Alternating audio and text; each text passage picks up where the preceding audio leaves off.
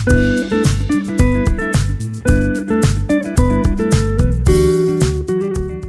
everyone, welcome back to my channel, and if you are new, welcome aboard. On this channel we talk about people, places and pages. As promised in my last video, today I will be presenting to you my little chat with author Karien Van Ditzhuijzen, author of The Black and White House. If you have not seen the video where I talked about her book, I'll put the link somewhere up here. And for the rest of you, without further ado, let's get into the chat with author Karien Van Ditzhuijzen. First of all, thank you, Karien, for agreeing to do this. It's so wonderful of you to take your time off your schedule to talk to us about your book. Karien, you're living in a black and white house, aren't you? I am actually, yeah. Not the book in the picture. A couple of years ago, we left Singapore and we came back, and we were very lucky to manage to get another black and white house, but it's a slightly different one, but an equally fascinating house. You can see the beautiful lush scenery behind. Both your books are about houses. Is this a coincidence? Did you plan this? Yeah, so it was definitely not on purpose, although when I'm thinking about it, because you're not the first to ask me this question, and ironically, I always call myself a nomad, but a lot of my books and my other writing features houses in it. So that's I'm not sure how that happened. So for the second book, initially I wanted to give it a different title because it's not a series. The book have nothing to do with each other. But I went through 10 different titles and none of them stuck. And eventually my publisher said, why don't we call it The Black and White House? And I was like, well, I'm not sure because, it sounds too much like the other book and people will think, it's a series. And then we had a bit of a chat, and then the publisher eventually said, yeah, but you don't have a better title. And I think this is just the best title for the book. And let's just not name it, it's also not a good reason to look to it. So that's eventually true. I agreed with him. And the houses in the two books are quite different because in The Black and White House, I have a protagonist, or one of the two protagonists moves into this black and white house. So it's a very old house with a big history. The yellow house, doesn't actually exist yet in the novel. It's a dream. So one of the characters, a domestic worker from Indonesia, has a dream to build this house for a family. So it's a very different situation. Are you going to be moving to another place and then you start thinking, can I come up with a story for this house? Well, I don't know yet. I think the house we're living in currently is also very interesting. And also the area surrounding this is very interesting. It's on Mount Faber. And I've been looking into Teluk Blangah. I've actually recently done training to become a guide for the Malay Heritage Center as the Kampung Glam Heritage Trail. So I've been learning a lot about the Malay community. I started the research because in the last novel I have one of the characters is Malay, so obviously I needed to add a lot about the community. But then there's so much history in this area if you just walk outside of the door. So on the one hand, yes, there is definitely enough material, but I'm not sure if I want to do a two similar books, or they could be just I'm gonna blog about this area and how fascinating it is. I have a number of ideas. There's also we lived in Bali for a year. In a house in the rice field surrounded by green, so that would be like greenhouse. Who knows? Let's get back to your book a little bit. What inspired you to write this story? Is there a character in there in this book that's close to your heart, and this person or this character is the driving force behind the book, or the house? I think the main thing that inspired it was actually the house. So the first idea I had was to write a book set in this house. So this is this artwork is inspired by the actual house. It's in Adam Park, just off Adam Road. And when I moved in there, I was astonished by the history of the place. There was a battle of Adam Park during the Second World War, and there was a prisoner of war camp. And one of the neighbors told me, oh, this house is haunted. Previous tenants have heard a woman screaming. So I was like, ah. And I thought, a woman screaming, that doesn't add up with, soldiers being imprisoned here. I found that more interesting because a lot of the books about Singapore's history are about the Second World War and the occupation. And I think so many things happened before and after this period. So I thought, let's just not focus so much on that period of history, but what happened after. So this screaming women then, yeah, it got away with me. You have very strong ties with this region. Can you tell us a little bit about your background and how you're very exposed to both Western and Eastern culture? And tell us how that kind of helped you to write your story, or in some ways maybe it hindered you a little. Share with us your experience. So my childhood was very international. My father worked for an oil company, so we moved a lot. And one of the places I've lived for a couple of years was Malaysia, in Sarawak. So I think that shaped me a lot. I have very fond memories of this time, and I think that's one of the reasons. And whenever I come to this region, it instantly feels like home, and that has helped me. I think in my writing, because having this strong connection with this region, with Southeast Asia, I think helps me write, because it comes from the heart. And also it triggered the first novel I wrote, because when we were living in Malaysia, we had a domestic helper. She was actually from she was a local woman, but then we moved to the Middle East, and in the Middle East it was also very common to have live-in domestic helpers, but this one came from India. And I remember thinking, she had these photographs on the wall of her children, and I was like, oh, but where are these children? Oh, they're in India with their father. And I thought that was very sad. And I was quite young, so I didn't really ask too many questions. But then when I moved to Singapore as an adult and being a mother, it got me thinking again about, what is it that these women leave their children behind with grandparents or other family members to come and look after other people's children. And that triggered me to write my first novel. And that's basic also from personal experience. And I got involved with a charity here who help women like that. So I think a lot of my work is about, there's a couple of themes in there. One is migration. Another is relationships, especially relationship between women. There's not a lot of romance in my books, but sort of relationship within families or between families, between female friendships. So yeah, I think that's the kind of things I wanted to describe. And I like it to look at different cultures. Like you said, I've also lived in Europe, and I've lived in United Kingdom and France. I'm originally from the Netherlands. When cultures clash is when it becomes interesting, right? So when you get in this book, you have a European expat becoming friends with a Malay Singaporean woman. And I think for me, that's very interesting to explore that type of relationship. Having lived here for such a significant part of my life, you become part Asian, right? It's just your experience living here. My friends call me Kampong Karien sometimes. I have a very strong love for Southeast Asia, and it's also changed me. I've adopted some Asian habits. So, but still, also part of me is European. So I think if you look at the two main characters in this book, they're both a part of me. I actually wanted to talk about this a little bit. The way you delivered some of the issues the Malay community faces, I think that's pretty accurate, but I love the way you delivered it without being overbearing.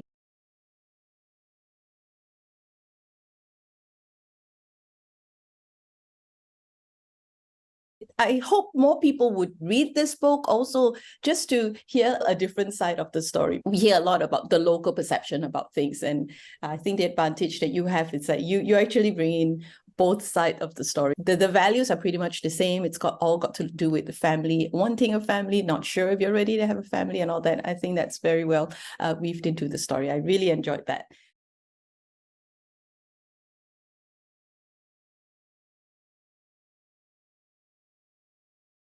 Are you superstitious? It's a very good question, because I'm not really. I mean, I was raised by Dutch parents in a very sort of non-religious, non-superstitious way. At the same time, I have above average fascination for everything that has to do with being haunted. I do believe in things like ghosts on a certain level, but not really on a physical level, more on a psychological level. I feel like these ghosts that people experience are real, and they're important, but I don't necessarily think they're like sort of floating out in the air. I feel more that they're part of our maybe our community. And for me, the ghosts in this book are also a metaphor. So sort of the metaphor, they're the ghosts of the past, right? So they come back to haunt us. And one of the reasons is that both the women in the book haven't really dealt with their past. And because they never talked about them openly, they're still there in their minds, and they come back to haunt them. And that sort of manifests in their brains as ghosts. And if you have that as a collective group of people, I think you can collectively see something. And I think it's not like not real. I mean, if we talk, for instance, about Santa Claus, is he real? I mean, I can go to an event and I can see him. You can, ignore the fact that he's maybe a guy dressed up, but the phenomenon exists. It's real. It has meaning. And that's the way I feel about ghosts. They have meaning. I can actually be a little bit superstitious. I like buying these little amulet type thingies that's supposed to be like, And when I moved to the current house, my friend, Audrey, she's a Singaporean author, and she was actually quite helpful in the writing of this book. She wrote a book herself about a haunted house recently, Audrey Chin, and she said, "Oh, Mount Faber, black and white house, you're gonna love it. There's so many ghosts there." And I'm so intrigued by them. Is there anything that you are working on at the moment, or is it top secret? What I'm doing right now is I published a children's book called Jungle Girl Mia with a Singapore publisher a couple of years ago. So I wrote a second book in the series, and I just sent it off to my publisher. Hopefully they're going to like it. So that's what I've been working on. So I'm hoping that will be launched in the next year or so. That might be a series where I might write another book for, and I'm thinking of writing another, like I mentioned before, maybe a book in Bali. I have some ideas for a new adult novel, but I haven't started yet. Okay. Now, I think it's very interesting that you're writing both for kids as well as for, adult fiction. Like, do you divide your time equally, or you're the kind of person who's like, whatever that comes to you, whatever I'm in the mood for, that's what I'm going to write? Or are you very organized? Yeah. Like you have time blocks for everything? No, I'm a very unorganized person. My husband would laugh at this question because I'm very chaotic. There's a lot of ADHD in my family. So no, I'm very random. So whatever my mood is, I'll be doing. And sometimes you have deadlines, so you need to be working on a certain thing at other times. And then it's something will inspire me. So my children's books are more about nature. So quite often, like the other day, I was out on a boat near the Southern Islands, and I was really intrigued by the islands and the wildlife there. So then I get really triggered to write a new version of a children's book because that's that sort of thing.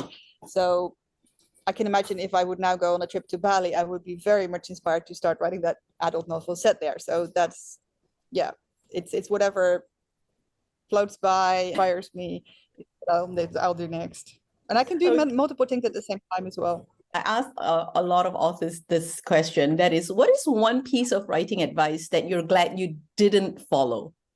There's a lot of advice out there, good and bad. I'm quite good at ignoring bad advice, which doesn't suit me, because there's different types of writers, right? Not everybody works the same. I do remember one piece of advice that was so bad that I never even considered it. I was at a festival in Singapore. It was before my children's book was published. And there were a couple of agents there, also from abroad, like big agents. And I was, at the time, I thought, if I can get this out in the international community, people can learn about Singapore and its beautiful wildlife. So there was an American agent, and I told her about the story, and she says, "Oh, that sounds lovely, but I think you need to rewrite it so it's set in the US, and then I might be able to sell it." So I was so shocked, because this was a book that was selling about the beautiful wildlife in Singapore. There were like things about haze, which happens in Indonesia. There was about Raffles lemurs, and I was like, this is impossible. I mean, that's just ridiculous. So then eventually I decided, I want to keep it as it is. And then I found a Singaporean publisher who took on the book, and they were very happy to leave it as it is, and very glad that's what I did. You need to write what is you, what is near to your heart. And if someone advises you to do otherwise, it's always bad advice.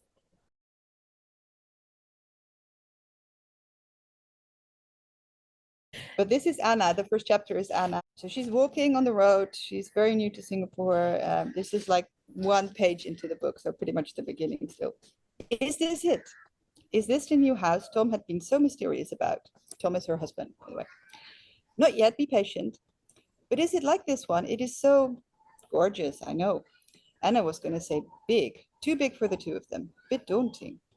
As they pass another similar house, Anna gets lost in reverie.